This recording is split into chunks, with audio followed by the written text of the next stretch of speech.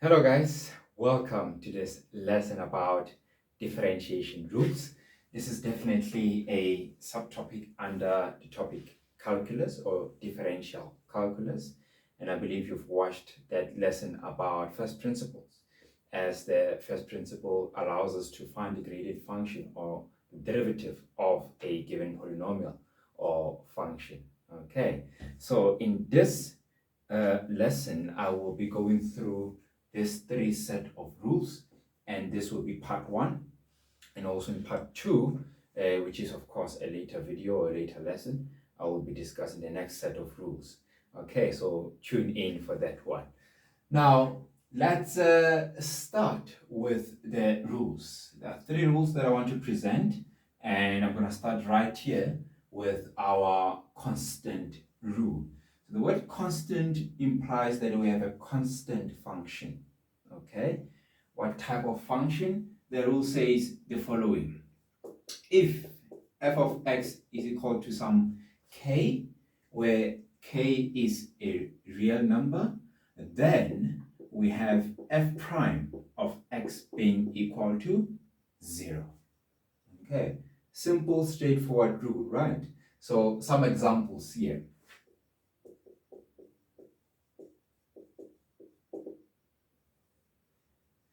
Suppose we have f of x is equal to 3. Okay, this is a constant function. It is independent of the x, all right, or the x values in the domain. So whatever x is, the y values will remain 3, okay, of the function. So it means that we have, according to the rule, by direct application, the first derivative of the function with respect to x is equal to 0. That is what the rule says. So let us prove this understanding graphically so that we have a visual representation of what we are saying here. So if we have a sketch, just a small sketch right here in our Cartesian plane, we have our x-axis there, our y-axis there, and that is the origin, okay? And this means that this function has 3 as the outputs or the y values for all values of x, meaning that from negative infinity to infinity on your x-axis or your domain, the function will always be 3 in terms of its functional values or y values. So 3 right here, clearly we have a constant function right here. As you can see, it's a horizontal line. It is flat, or it is parallel to the x-axis. So therefore, there is no steepness, okay, relative to the x-axis. Hence, the gradient of the function is 0, okay? And in our earlier grades, we should have investigated this concept where we have, constant functions, or rather, horizontal lines to be having a gradient of 0, okay? Well, we can call them constant functions. Good. Another example is this one. What about this function? F of x is equal to -7. This tells us again, this is a constant function independent of x. So whatever x is will give us the corresponding y value or functional value of -7. Again, is a constant function, cutting the y-axis at -7 throughout the Cartesian plane. Okay, so we have this -7 is definitely down here below the origin. Again, there is our line, cuts the y-axis, and it is a constant function. Okay, so that is what we have, guys, in terms of rule 1. We have that this is a straight line, a horizontal line parallel to the x-axis, and therefore the gradient of this function will be what? 0. Okay, so direct application of the rule itself, we have this as being 0. Okay, so we can also go to our formula that we have learned to expand on our discussion, remember that m being the symbol for gradient or the alphabet for gradient is a change in y over a change in x. Okay, so here the y values don't change with changing x values. So you will have 3 minus 3 over some change in x. This will be equivalent to 0. And hence, we get a gradient of 0. Okay? Again here, when we want to prove this with our formula that we have used perhaps in our earlier grades, we have change in y over change in x. Okay, so remember this allows us to get the steepness of the line relative to the x-axis, whether it has a positive gradient or a negative gradient or 0, or also undefined if it's vertical. So what will this be equal to? Your y values, they don't change. So it's negative 7 minus, again, another y value will be negative 7. Okay, it doesn't change. So you have what? 0 divided by change in x, this will be 0, as the gradient of the function there is 0. Okay, so that is what we have for rule 1. I believe that was helpful. Okay, so now let's look at rule 2, the power rule. The word power implies that we have a power function or a polynomial with some degree n. Okay, so let us see what this is about. Here we have some function f of x defined this way: ax to the power of n. All right, and the rule says if this is the nature of your function, where it is a power function, means there's a power, there's an exponent. It means that if I want the derivative f prime of x, this is what I'll do. I drop the exponent in front of the coefficient. So it becomes n times a, na, okay? And the resulting exponent, or the resulting power function, if you like, will have 1 degree less than the original function. Okay, I believe that is clear. Let's go through some examples. Okay. Good. So guys, I believe you are with me so far. You are having fun because maths is fun, right? So let's see what we do when we apply the power rule to power functions. Okay, we have f of x is equal to 3x squared. Okay, our exponent is 2. When we derive it or find the derivative, we bring our n and multiply it, or we drop the n, or we drop the exponent, and we multiply it with the exponent with the coefficient, and the resulting gradient function will have a degree that is 1 less than the original function. Okay, so this is what we have. We have f prime of x is equal to what? Our exponent there is 2. We multiplied by the 3 as the coefficient of the power, and then we have that the gradient function will be a degree less than the original function, 2 minus 1. And 2 times 3 is 6. So then that becomes your answer as your derivative, or the first derivative of f is equal to 6x, where f of x is 3x squared. Okay, good. Look at example 2. What about this one? If the coefficient is negative, what about this case? Negative 4x cubed, for instance. Okay, how do we apply the rule? The same way. Okay, so here we have our g prime of x. What is our exponent? Or rather, let me write it below this one for space. Okay, g prime of x will be equal to what? Your exponent is a 3. Well, the negative, you can leave it in front there. You take your exponent, 3, you multiply it by the coefficient, and then your resulting gradient function will be 1 degree less than the original function.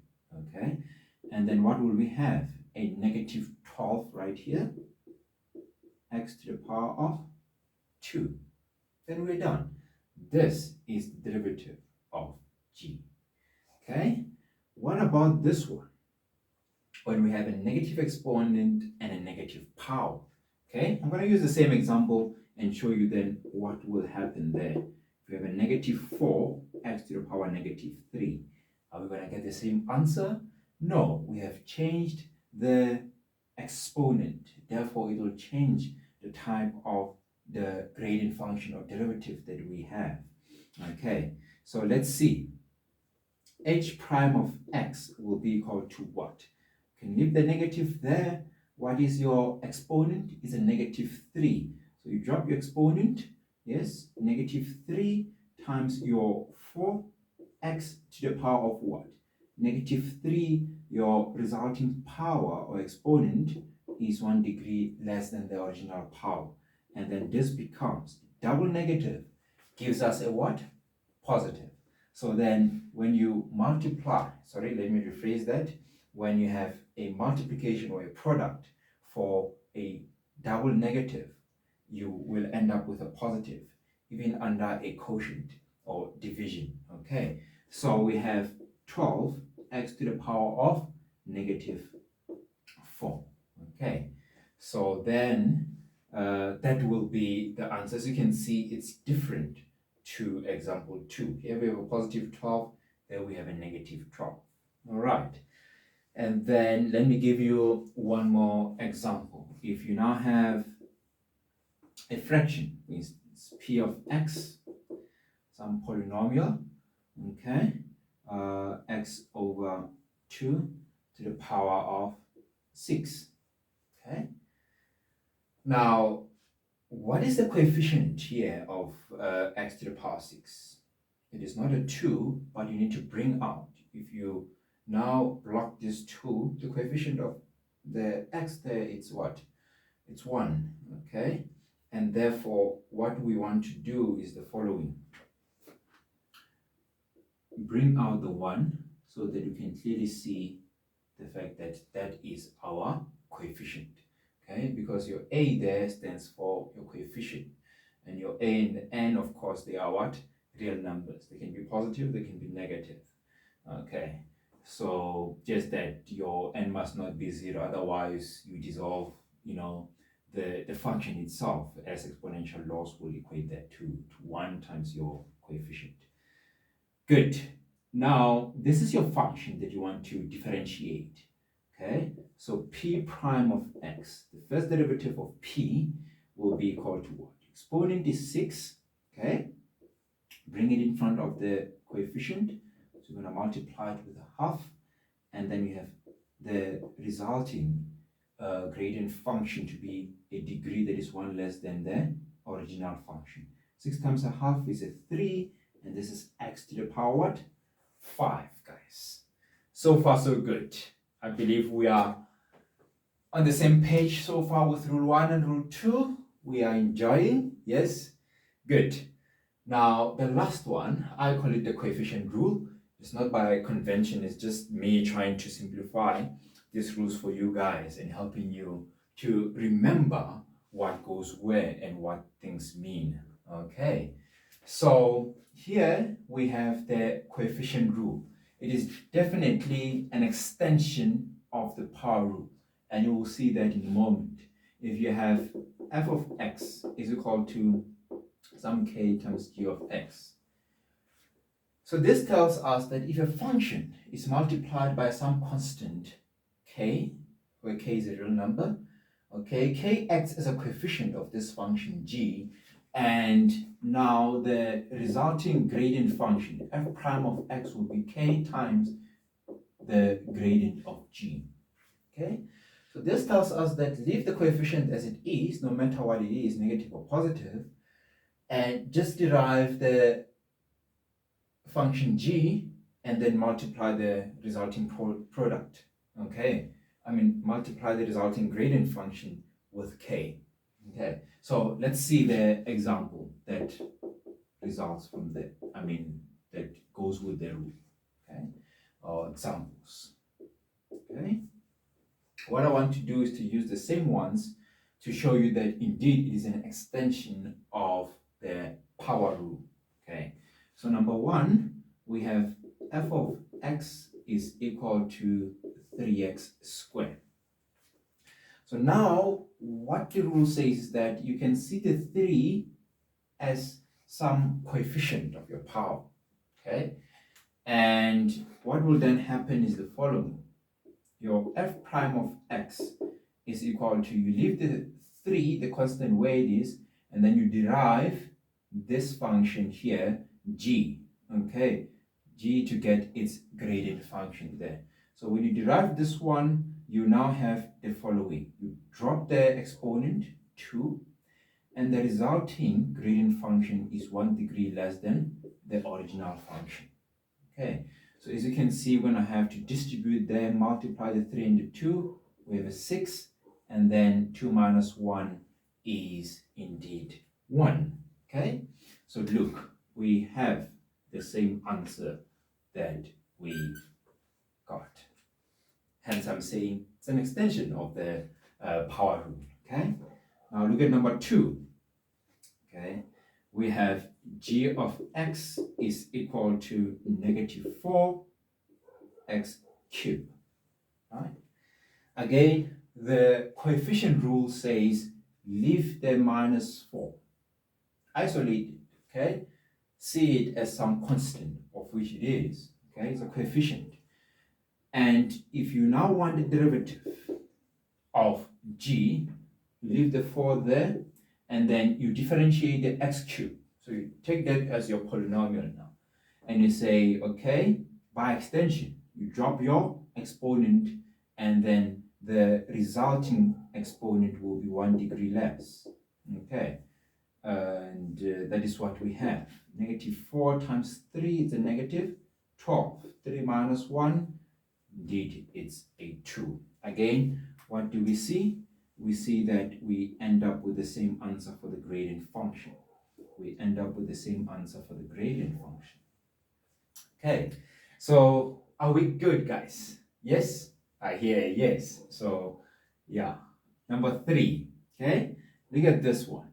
If you have h of x is equal to negative 4, x to the power negative 3, okay? Again, you treat the negative 4 as your k, all right? It doesn't go anywhere, okay? So if we want to talk about the derivative of h, okay, the first derivative of h with respect to x, we leave our k there and we differentiate the function g that will be what now? The exponent there is negative 3. By extension, we drop the exponent, and the resulting exponent is negative 4. But let me write it like this first, okay?